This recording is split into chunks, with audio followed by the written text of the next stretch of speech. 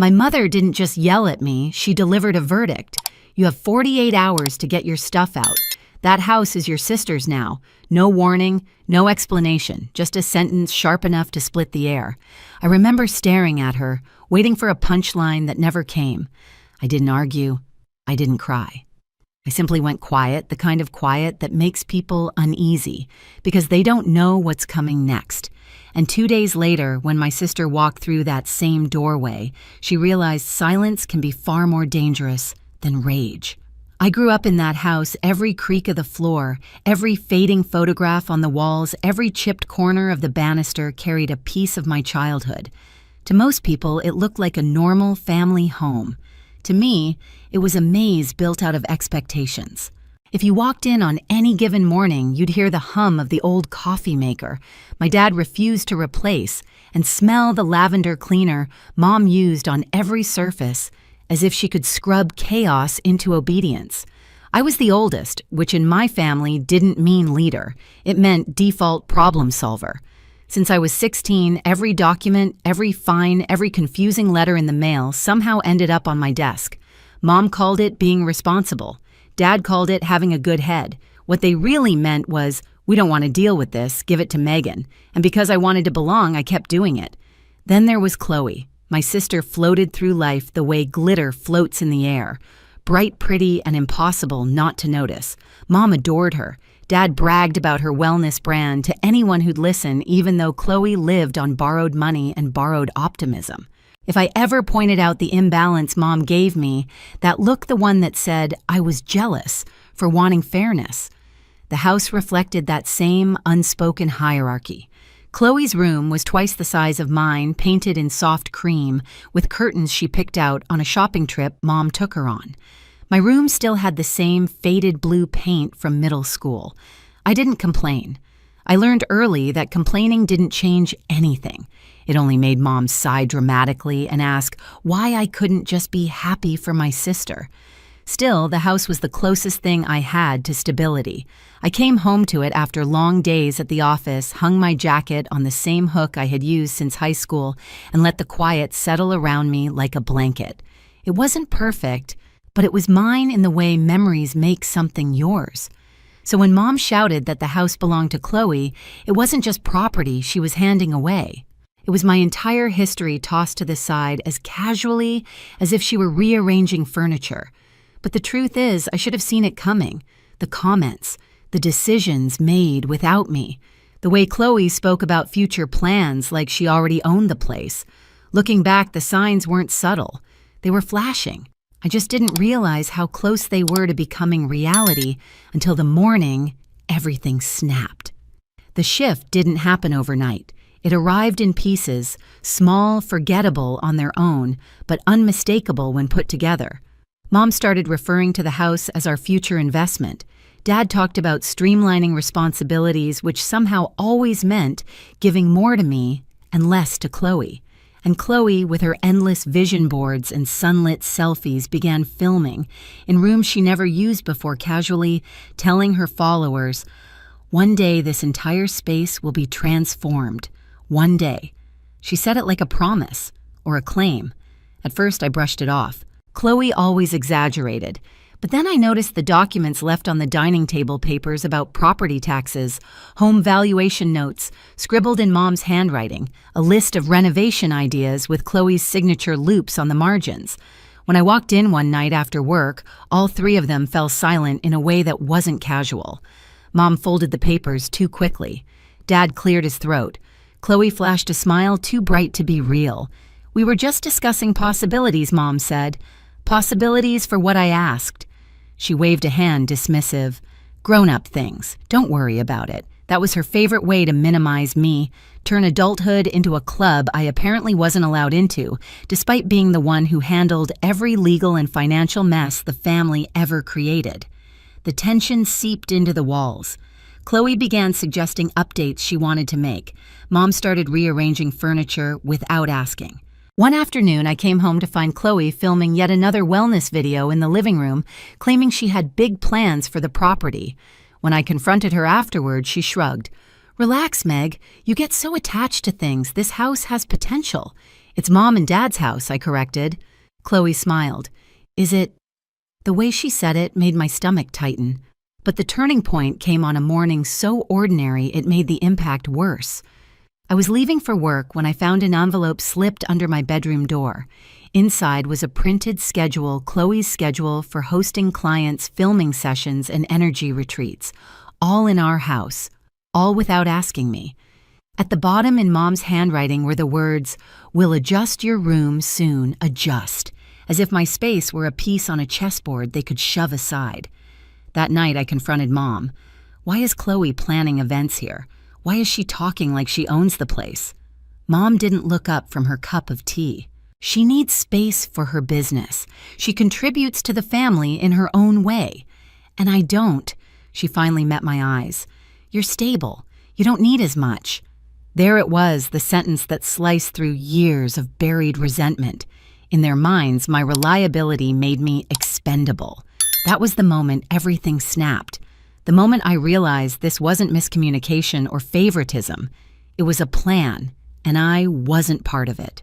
The breaking point came 2 mornings later, though the day started like any other. I walked downstairs, expecting the usual clatter of dishes and the faint smell of Mom's lavender cleaner. Instead, I found all my belongings, clothes, books, framed photos stacked in boxes by the front door. Chloe stood nearby, recording a video with her ring light, narrating some speech about new beginnings and embracing the next chapter. My next chapter apparently didn't include a place to sleep. Before I could speak, Mom emerged from the kitchen.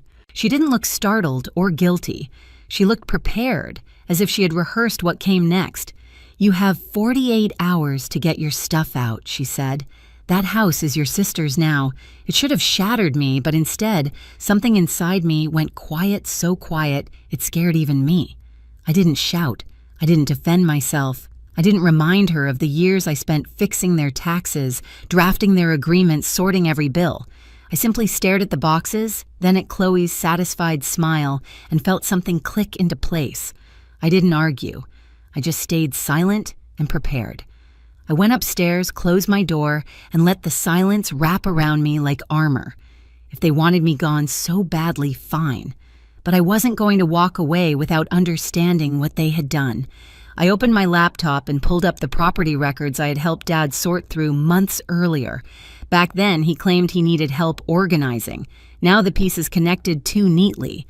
Transfers, signatures, notes written in Mom's handwriting, discussions about timing, documents Chloe had no business having access to. The house was still legally theirs, but everything pointed toward a transfer they had been planning long before they told me. I scrolled further, my pulse rising, when I found correspondence. Chloe had drafted emails proposing renovations, partnership deals, even filings I recognized from my work in the legal field. She wasn't imagining taking over the house. She had already built her future on it, without me in it. I took pictures, downloaded records, saved everything into a folder labeled simply evidence.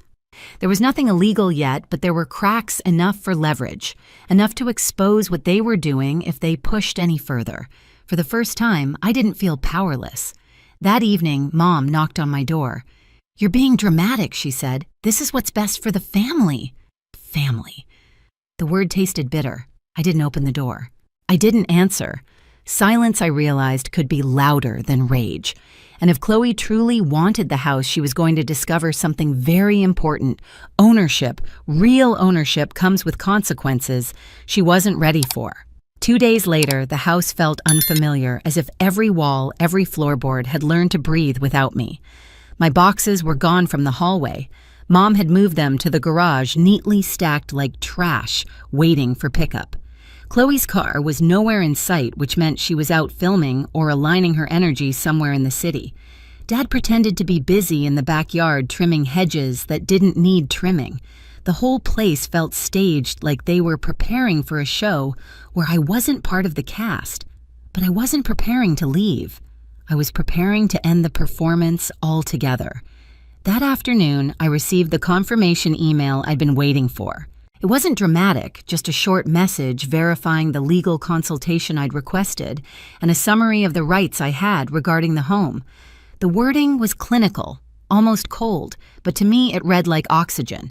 For once, the law I used to protect everyone else was finally protecting me. As the sun dropped behind the rooftops, a car rolled up the driveway. Chloe stepped out wearing a pastel dress that looked like it belonged on a lifestyle magazine cover. She carried a stack of folders under her arm and walked up the steps with the confidence of someone who believed the world existed to applaud her. When she opened the front door, she didn't even notice me standing at the far end of the hall. She was too busy talking into her phone. "Day one of the transition," she said brightly.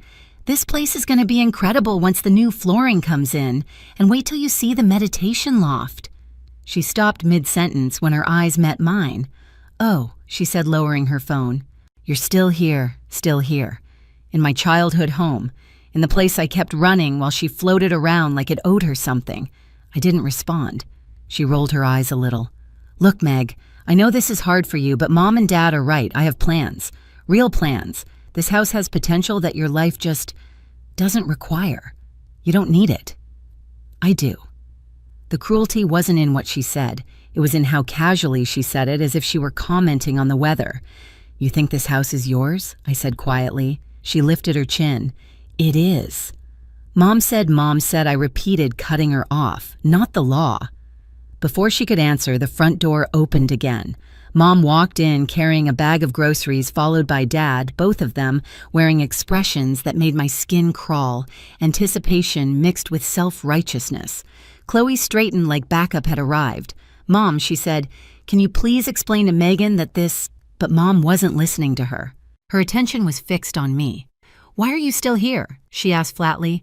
"We told you to have everything out today." I held her gaze. "And I told you nothing." Dad stepped forward. "We don't have time for this, Megan. We have appointments coming up. People are expecting access to the house. You need to move your things so Chloe can start. Start what I asked." Chloe exhaled loudly. "Her business, Megan, my business. I have investors. I have commitments. I can't get anything going while you're still lingering, as if I were mold on the ceiling." Mom set the grocery bag down hard on the counter. "This is ridiculous. Be an adult for once.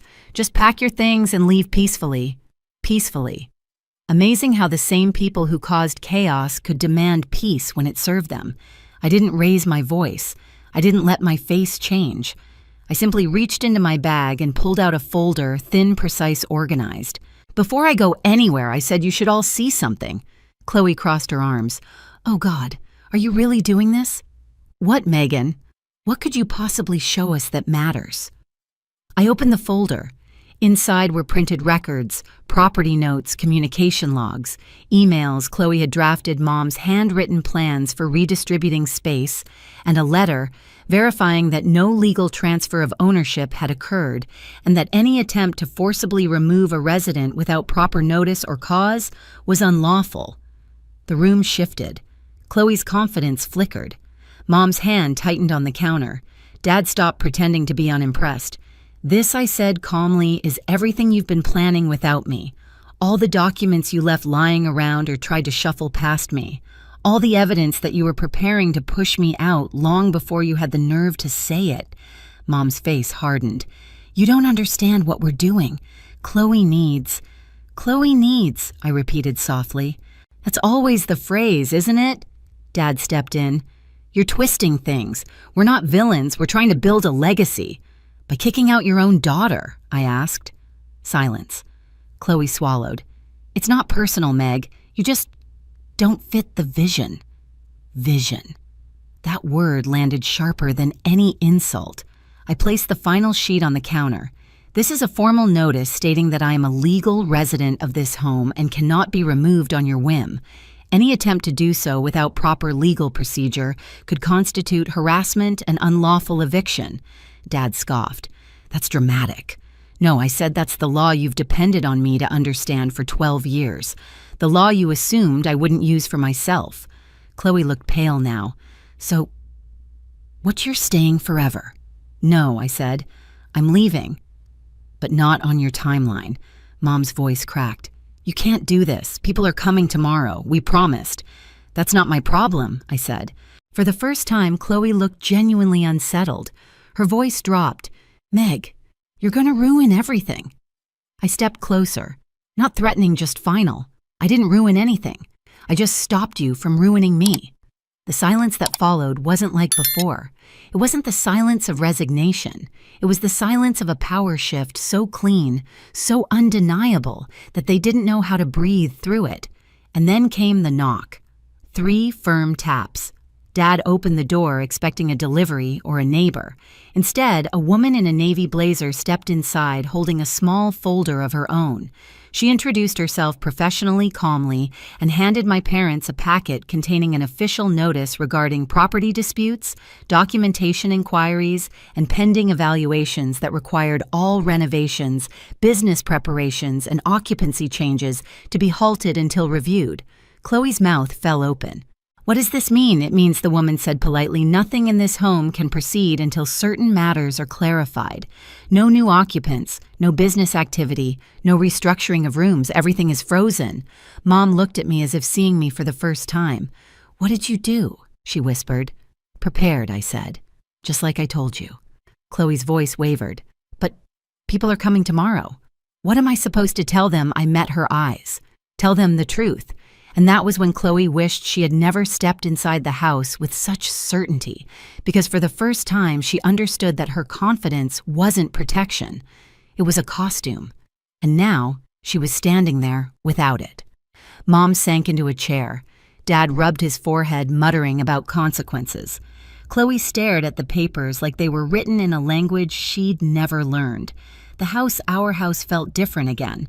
But this time, it wasn't unfamiliar because I was being pushed out. It was unfamiliar because for the first time, I wasn't the one being controlled. I was the one setting the terms. The house stayed unnervingly quiet after the woman left, as if the walls themselves were holding their breath. Mom paced in the kitchen, whispering frantic calculations under her breath.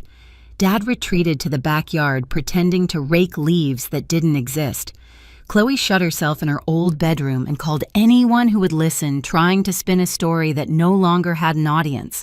By the next morning, the fallout had already begun. Chloe's investors backed out as soon as they heard there were legal complications.